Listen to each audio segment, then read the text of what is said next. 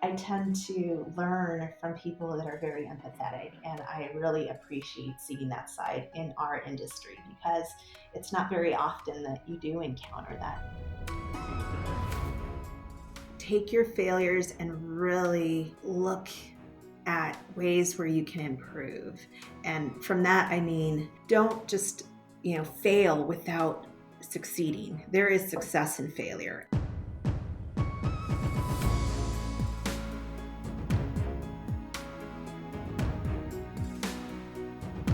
Welcome, listeners, to Taking Her Lead. I am Joshua Everett Mayer. And I'm Trace Kerr.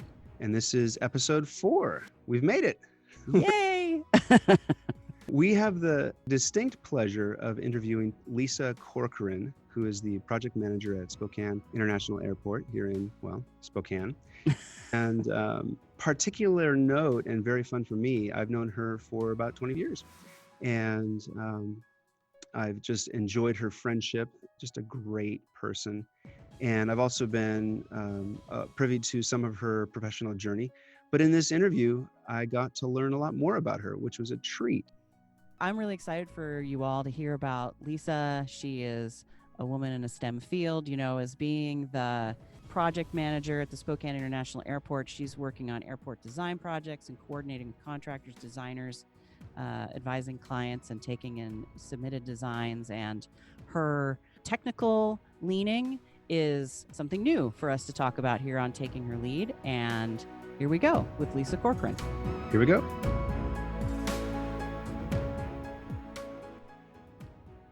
Lisa, welcome to Taking Her Lead. Thank you for the invitation.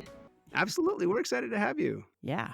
Let's get started. I wanted to ask you to kind of tell our listeners about your current role and what it is that you do. Why you're here. Absolutely. I'm a civil engineer.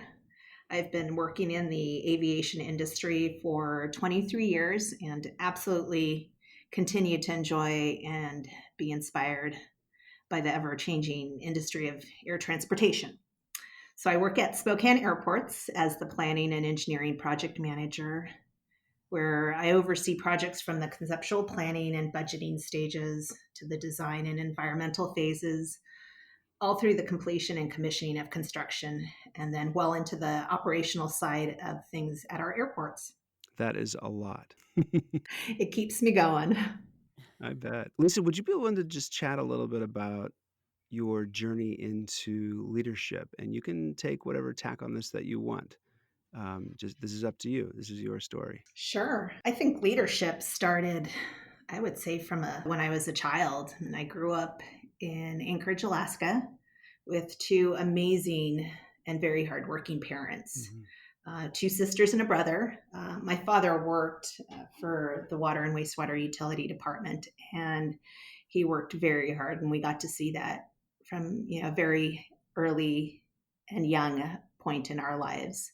My mom was a stay-at-home mom where she just nurtured and provided for us to help, provide and help us advance in our careers. So from a very early stage,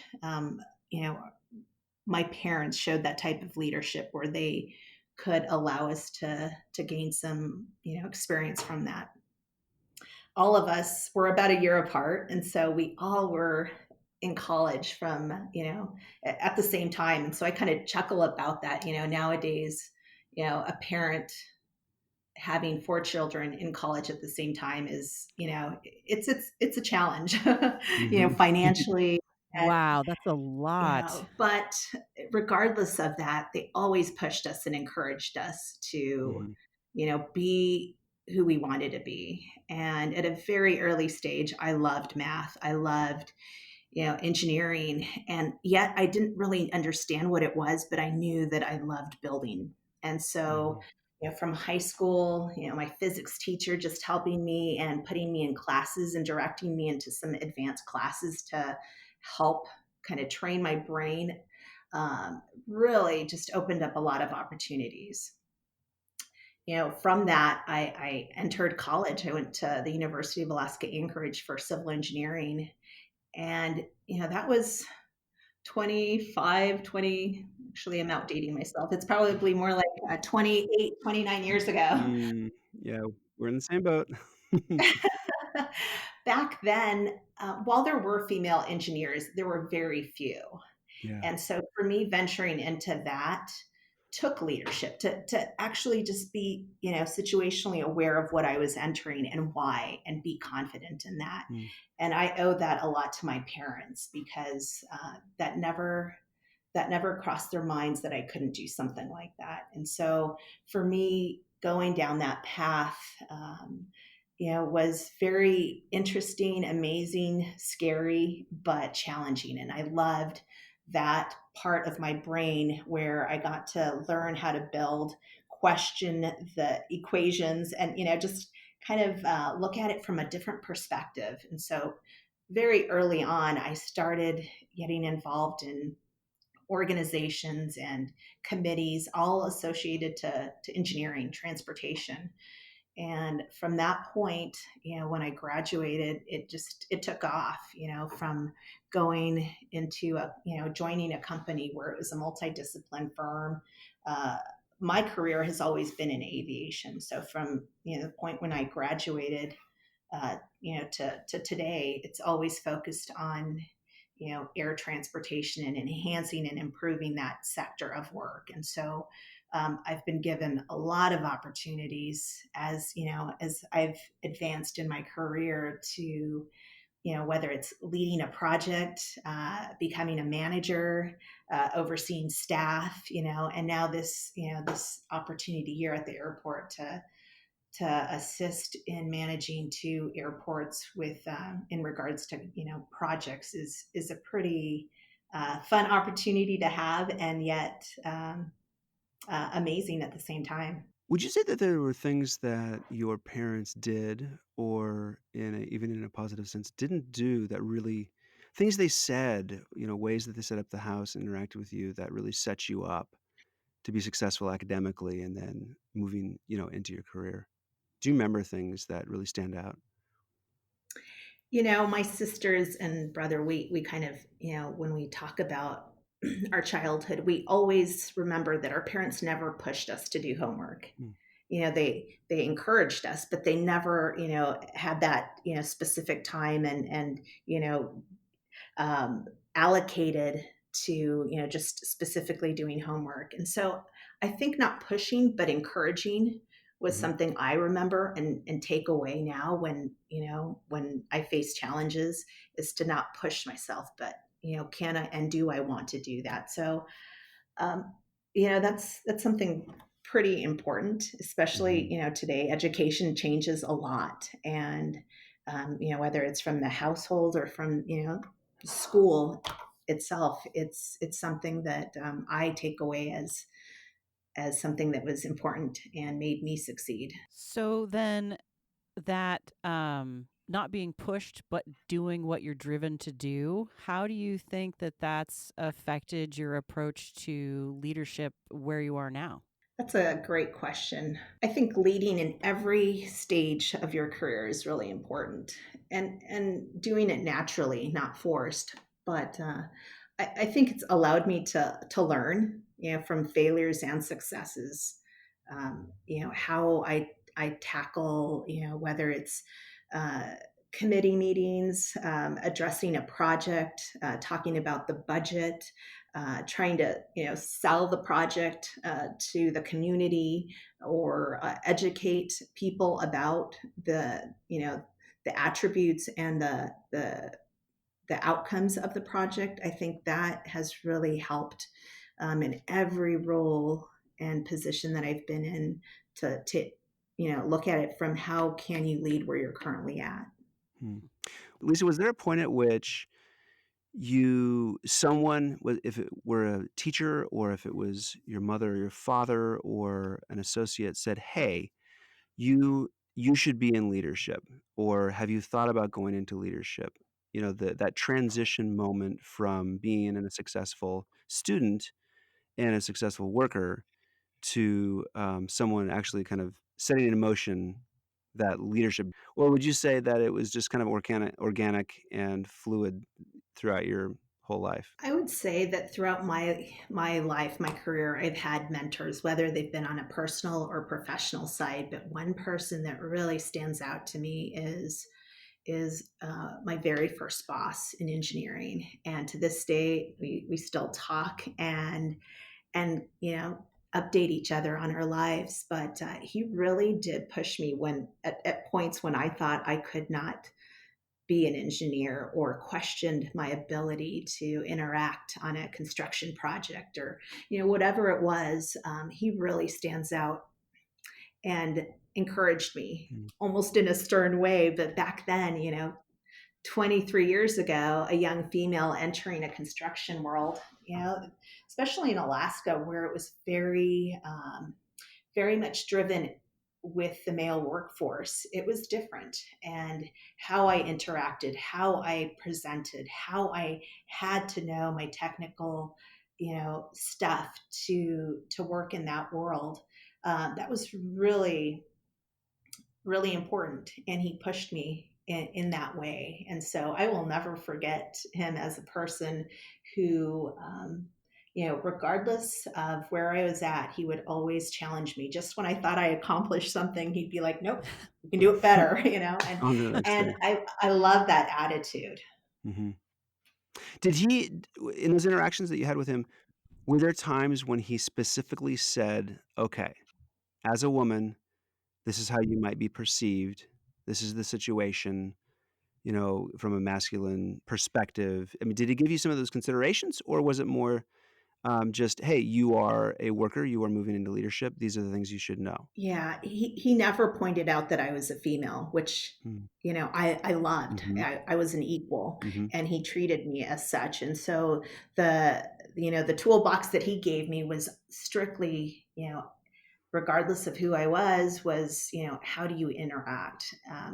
What is that technical competence that you bring to get the project done? And so his way of teaching me, training me, encouraging me was never looking at the differences, but looking at what and how I could improve. That's great.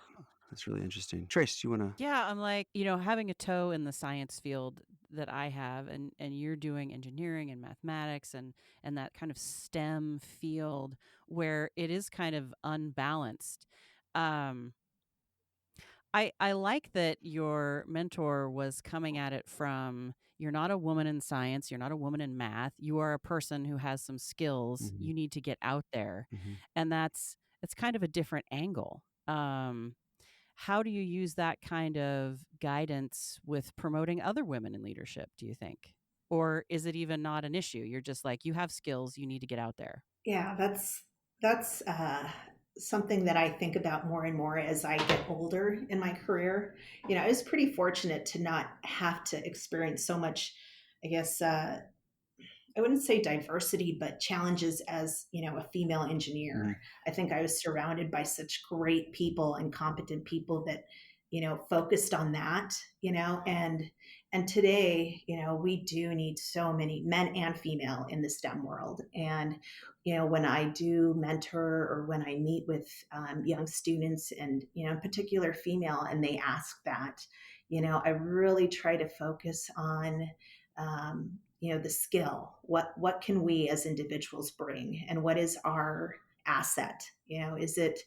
Is it the speaking component, presenting on a project? Is it the actual, doing the calculation and the technical side of things? Is it, the programs, working all of those technical programs to get, the solution that we're looking for? And so really honing in on our assets to make us better in our STEM field. And so I really tackle it from that, just because of my own personal growing up and learning how someone helped me advance, and not looking at the differences. Not that that's good, bad, or indifferent, but looking at what you can offer and taking that to the next level. So then what is your take on stuff like affirmative action and opening doors for people into different programs? You know, I probably, as a female and also being a Hispanic, I probably look at that differently Right. than than most. But Mhm. where I grew up in Alaska, I wasn't the minority. I grew up in a very open culture. It was a melting pot of so many cultures, so I never really looked at it from that perspective. And so for me, while there is there that offers a great opportunity for many people, and it needs to be used in the right, I guess, content, and field. I look at it differently from qualifications, and I think as much as we're given the opportunity, we also have to take that opportunity to help us learn, help us advance, and obtain those experiences and opportunities that help us move to the position that we're looking at. Throughout my time here in Spokane, I've gotten to get connected with quite a few amazing women, and also organizations to help promote women in leadership. And I would say at the end of the day, when we all are talking, that the takeaway is encouraging each other, Mm. not competing. We really do need to help one another understand how we can um, work as a community together to help advance women in whatever industry we're looking at. And perhaps maybe not so much in the engineering field, because there are opportunities. And I think it really is driven on talent and education and qualifications to help us understand the industry, where other industries, such as whether it's the medical field or whatever else it is, that there are more challenges to rise to kind of you know the corporate leadership. And talking to those women, I think the big thing has been really encouraging each other, but then also being able to very candidly talk about what are the areas that we don't feel where we don't feel comfortable. Where can we improve on? And I think having a very transparent and open discussion on that only helps us to promote that, I guess, that growth in ourselves. Would you be comfortable in maybe giving an example of some of those areas that people have mentioned that they don't feel comfortable? I think one is speaking. In my line of work, we're constantly having to present, whether if it's to our board, the community, tenants, whoever it is. But I think women uh, that I've hung out with really feel that presenting is maybe a kind of a crutch. And so what tools are there to help us advance in kind of helping us speak and learn and kind of organize our thought process to become better speakers? Or maybe it's the one-on-one interaction. How do we communicate what we're trying to say? And so those are the you know I guess the most common areas that we've kind of all been able to talk about and see where we can improve. Lisa, what are some of the barriers that you've done some mentoring and you've worked with students in a variety of capacities, different programs here in Spokane. Um, what are some of the barriers that you perceive they are facing, particularly young women who want to get into STEM, or who, within that may want to get into leadership? What are they saying? That's a great question. I think it's just confidence. They question if that is their field. And Mm. so I usually respond back with questions, well, what do you like to do? If they like math, or, maybe the science side of it, or the mechanical side of it. And so it's usually prompted by many questions and just listening to their responses. And at the end of the day, I try to encourage them, if that's something that they like to do, don't let who you are stop you, because Mm. that will become a barrier. and it shouldn't be.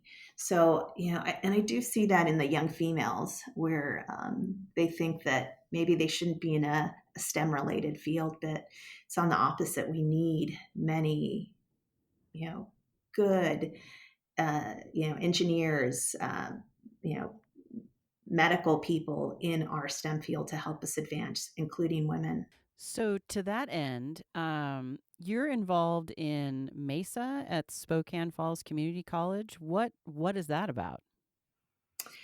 Yeah, I've participated and volunteered in, speaking to you know, students in the STEM field. And so what that is, essentially trying to promote, um, the engineering science side of things to the minorities, focusing on the technical side and, just helping them understand what they could look forward to. In my situation, I've spoken about engineering, and so I try to present the projects from very beginning to end, and looking at it from a very holistic standpoint. And what are the the assets of each phase of the project. And so then I start asking questions to them, and then I have them, either um, you know talk about the project if they were to be, somewhat selling the project, or how they could interact, in that type of function, whether it's engineering, budgeting, construction, all of those fields. Mhm. And so just trying to get them to, to come out and understand, if that's something that they're interested in. If they are, there's opportunities in so many different types of disciplines within the STEM field. Lisa, I like how you spoke about being encouraged by your parents, as opposed to pushed. And it sounds like you perceive that there's a great need for young women, who you've interacted with, to be encouraged as well. Would you say that's the case? Absolutely. People face so many hardships. I mean, especially right now with the pandemic, um, disrupting everything. I think I was just reading something from Brene Brown saying that we need to, be courageous in the face, kind of with just who we are. Just like you were saying, don't let who you are stop you. Brene was saying, accepting who you are and being courageous with who you are into the craziness around us. It's that authenticity piece. And so to me, it sounds like you're calling young women that you interact with to greater authenticity. Just, yeah, be who you are and step into what you're interested in. And I like that. Am I saying it correctly? Yeah, that was nicely said. I think once we can relax Hmm. and really look at who we are, I think that becomes an asset, because you're naturally and genuinely working as, whether you're an engineer or another profession, you're naturally working, in your, I guess, in your line of work, but not having to put a front or a face, and it comes out naturally. And I think once we can relax and do that, then I think it starts to look different. Hmm. I like that. We were talking with another woman in leadership, and she was saying that she felt like her role was to, let people realize that they had a place at the table, and that confidence piece that you're talking about seems like that's that portion of understanding that not only do you have skill, but you could go sit at that table if you wanted to and step up, and Hmm. feeling like that you have a place. um, what would you say to a young woman who's in one of these programs that you're helping with, or like when you go and help in schools and you're having the kids do science experiments? What would you say to her about, you do have a place? I would say that never stop learning. I think when we can truly be situationally aware of our surroundings, whether it's, our boss, our teachers, the people that are up at that table, learn from them, because there's there's a point that if we stop learning, we won't advance. And not only just professionally, but personally. So I would say never stop learning, always evaluate and process. And then take that as a tool to help you also advance in leadership. Lisa, what would you say is one of the greatest hurdles that you've had to overcome? Your journey, your story. What would you say is one of the biggest hurdles you've had to overcome? I would say, I mean, I naturally am and can be a workaholic. And for me, it's setting the boundary to stop and pause. Even through this period right now where we're working from home, I naturally just want to be at work and get going, get to work. And so for me, I think my challenge has been to learn where to pause in life and, pause from my professional career, and take that kind of more um, break for a personal life. So I think that's always been my challenge. I've caught myself working way too much and, not being home. And so I think, from a even a female perspective, that there's a place, where we need to be at home, a place where we need to be at work and have and enjoy life, that naturally is required for any human being. And sometimes I think work consumes me, and I don't mind it. And so I have to, Mhm. mentally think in my head, okay, it's time to stop. What do you think drives that um, desire to work that much? I think it's how I grew up. My dad was just such, he was such a hard worker, and I look at that more now and can appreciate that in life. My dad never stopped. If he needed to, provide for us, he would, put in some overtime. And so for him working that much, that instilled a lot of character in all of me and my siblings. And that we look at that, my dad never gave up, Mm, and so to this date, my two sisters, my brother, we all have that in common where we don't give up. We work, and sometimes too much. And we have to, we remind ourselves that it's, family is important, and, we have each other. And it's a really nice thing to have where many people don't get to kind of go back and look at their family history and be appreciative of it. mm, mhm. All of us four, we kind of have that same hard, working mentality because, that one person, my dad, that never stopped. Yeah, and I wasn't digging for the demon. I did want to just hear what was pushing you along that path, but it's a balancing act, isn't it? It really is. Yeah. I was thinking that a lot of these qualities, the hardworking and the pushing forward and that skills based focus that you kind of have, and I think a lot the same way that you do, and I have been told at times that that's kind of a more of a masculine perspective on things, and I'm wondering what your thoughts on that. Well, I would say that that's not the first time I've heard that either. I kind of laugh when I hear that because I think it's so true. I have girlfriends and guy friends, and when we all sit around talking about our feelings and, our thought process, and, whether it's personally or professionally, I tend to end up more on the masculine side. And of the consensus of our discussion. And so I don't know if I was just built that way, or if it was just driven into me in such a early stage. But I don't think it's a bad thing. I would say embrace it. This is who I am. I've always been that type of I guess more black and white type of personality versus kind of soft, and around the edges approach. And so it's helped me in my career. It's helped me in, where I'm at. But it is something that I do recognize.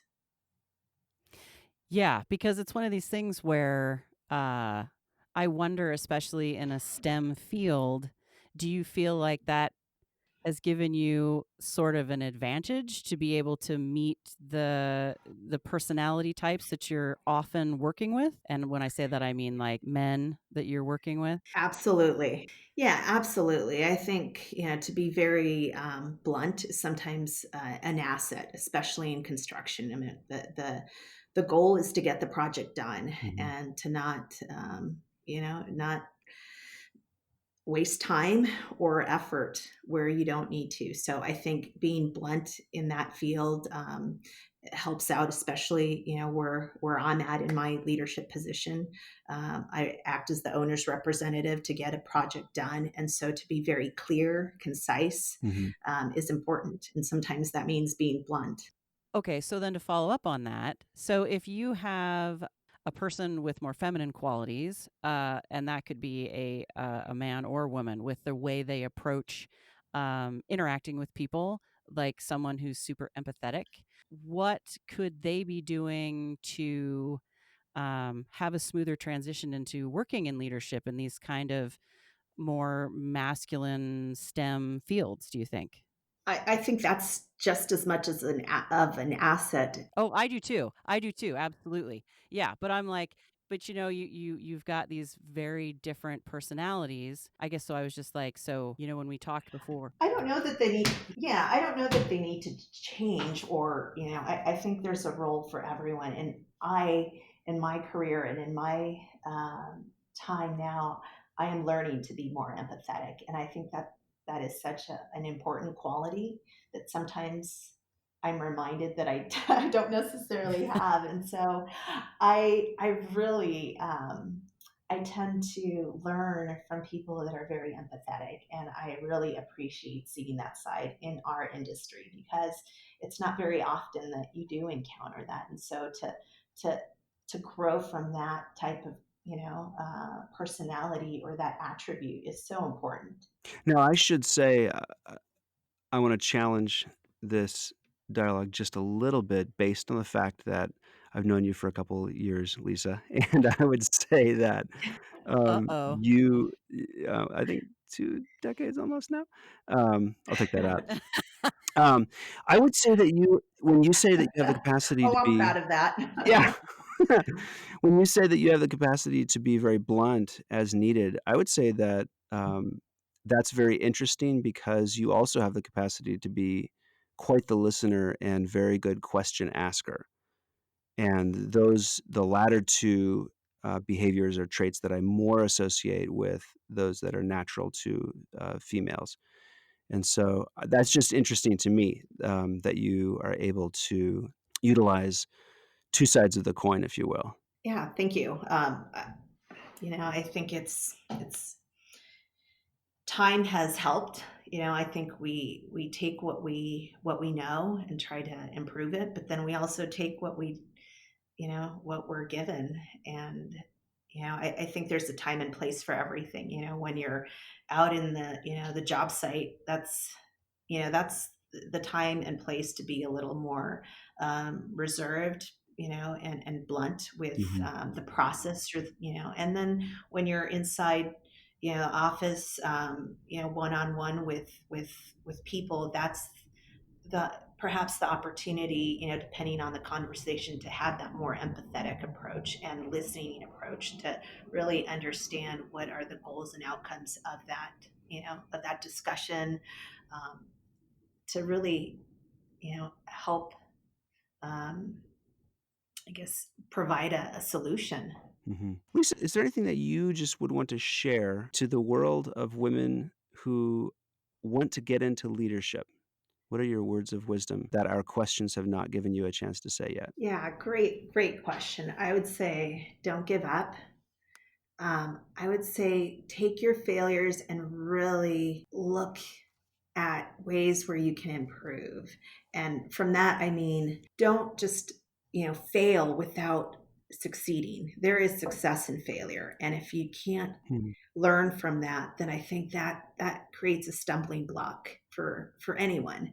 And so I would say to women in leadership or trying to become women in leadership, never give up and take your successes and failures equally Hmm. and learn from those as you interact with people, as you grow in your professional career.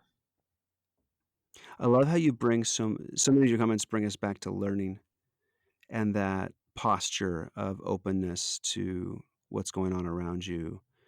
I think it's a very strong perspective and approach. That hey, I know who I am well enough that I can allow myself to be changed a little by what I'm learning. I can grow.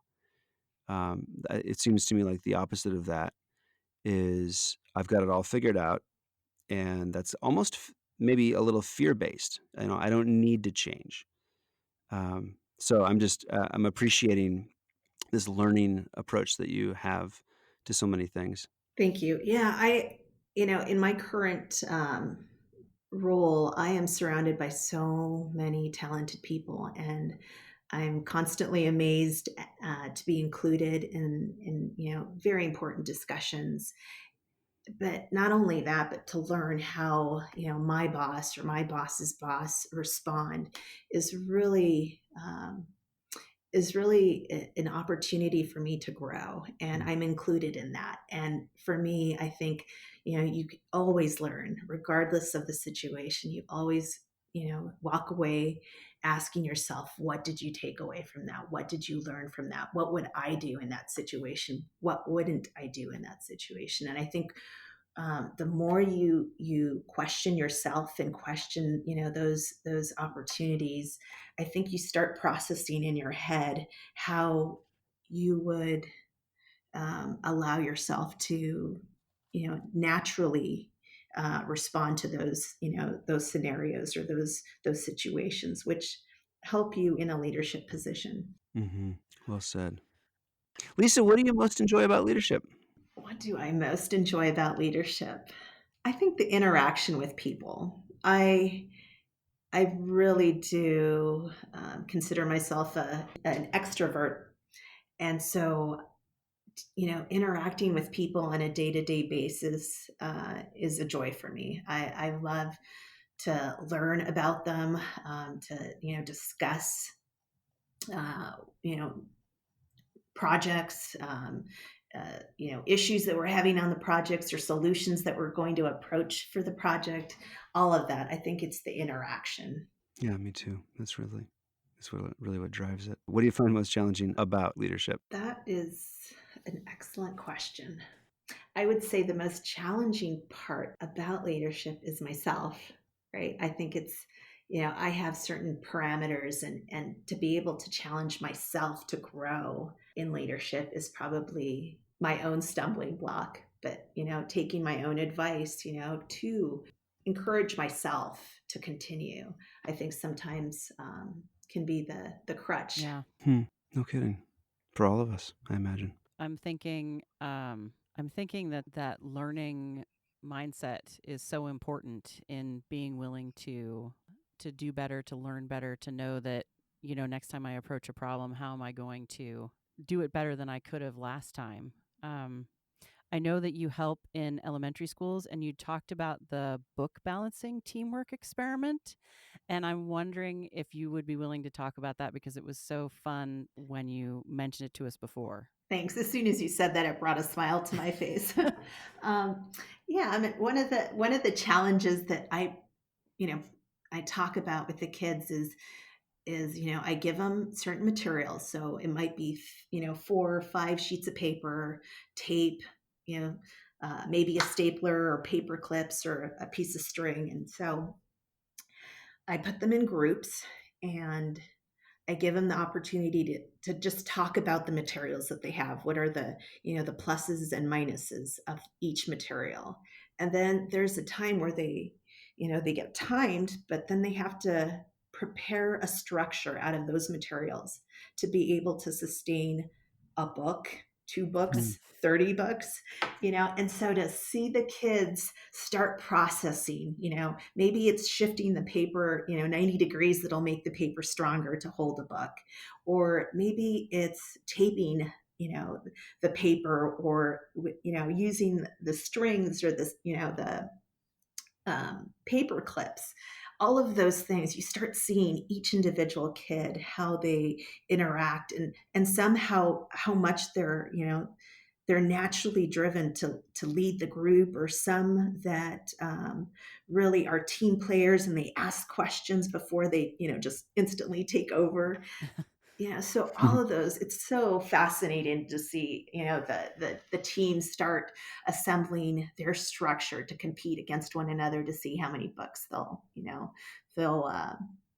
be able to hold on their structure. So that's a fun exercise. I think that is such a great opportunity to kind of learn from the kids, and I learn from them, but you also get to see, and ask them questions. So, what did you learn about this team effort? Or, what did you learn about the actual structure? And so their responses are just as important, because they all respond differently, and you can see, what direction they're headed in. That just sounds like so much fun. It really is. If I could do that every day, that would be a blast. Playing with the kids. Heck yeah. Yeah, without the stress of I think it's interesting that you bring that because I believe that children are built to problem solve, and that if you give the I think this is what you're doing in those activities. You're giving them an opportunity to utilize the way they're naturally wired to problem solve. And that so much this is getting a broader topic. We probably don't have time to flesh this one out or fix it by any means. But I think so much of education sets kids up to um, s- stay in the box, learn, memorize the things that are expected to they're expected to know and be able to be tested on the standardized testing, as opposed to problem solving and the creativity that goes into that. So I love what you're describing in those situations because it just sounds like you're opening up their minds to themselves and saying, "Hey, use what you've got. You can do this." And I think that that problem solving piece that you're talking about in your work is critical. And I believe that women have a huge capacity to problem solve and bring critical thinking and that dispassionate um, consideration of problem and potential solutions. Yeah, and I think, not only for, in the school setting, but in our professional setting, the takeaway is that there isn't just one solution. Mm, There are many solutions. And mhm, so, it doesn't always have to look like, what we're, what sometimes we assume. It's thinking outside of that box, providing several solutions. That doesn't mean it's wrong. It's just there's so many opportunities. And I think for us in our professional world, that's the same outlook that we should have. There are so many solutions. It doesn't have to look this one mhm. particular way. That's brilliant. Okay, so say you're in that school and there's a young girl there, and what would you say to her about stepping up into leadership? Like if she was interested in being in charge of a group and she just felt like her voice wasn't being heard, what would you say to her? I would ask questions first. I mean, my first thought is, well, asking her, how is she presenting? Is it, is it an aggressive approach, or is it a group setting approach? And maybe working on that to be able to, to help in that, to help her lead, how she's wanting to, or I guess, help her be able to lead the group versus Hmm. not. Yeah. My first instinct is always to ask questions as opposed to telling someone how to do it, Hmm. because I don't think that that's the right approach. And I think as much as we can ask, I think we're also going to learn perhaps the approach isn't it is the thing that's not working. It's not the person. Systems rather than people. Right. Yeah. Yeah, adding tools in your toolbox to be able to help succeed in your goal. Hmm. Yeah. Well, and that kind of circles back to what you were saying about your parents, where it wasn't, you have to do your homework. It's, you find the time, you do what you need to do, right? And so by asking questions, you're doing exactly the same thing. You're saying, what is it you're doing? What is it you're not doing? What can you do better? And that's guidance, and that's what we really all need from our leaders. I think so. I think the moment that we stop doing that, we are doing a disservice to the next generation. We have to be able to provide those type of tools to help us as leaders lead them so that they can become even better leaders. Well said. Absolutely. I'm giving you a tiny, quiet standing ovation. Oh, Yeah. thank you. Absolutely. Yeah. Lisa, this has been a lot of fun. I've been able to learn things about you that I didn't know, which is really cool. Well, here you go. Another 2.5 I decades know. need to Let's not pass let it go by. that long. Yeah, it's really funny. You do have a wealth of wisdom that you bring to bear in leadership, and it's just wonderful to listen to you explain your perspectives and approaches. I really appreciate the fact that you've taken the time to chat with us. Thank you. I think if this can resonate within one, female questioning if they can lead or not, I mean that is worth it. I think we just have to, encourage the next generation to not even think that way. Just know that anything is possible, and if we set our mind, our learning capacity, our technical ability and capability, we can accomplish that. Yes, absolutely. Right on. All right. I think we're going to wrap it up. All right. Thank you so much. It has been great talking with you. Likewise.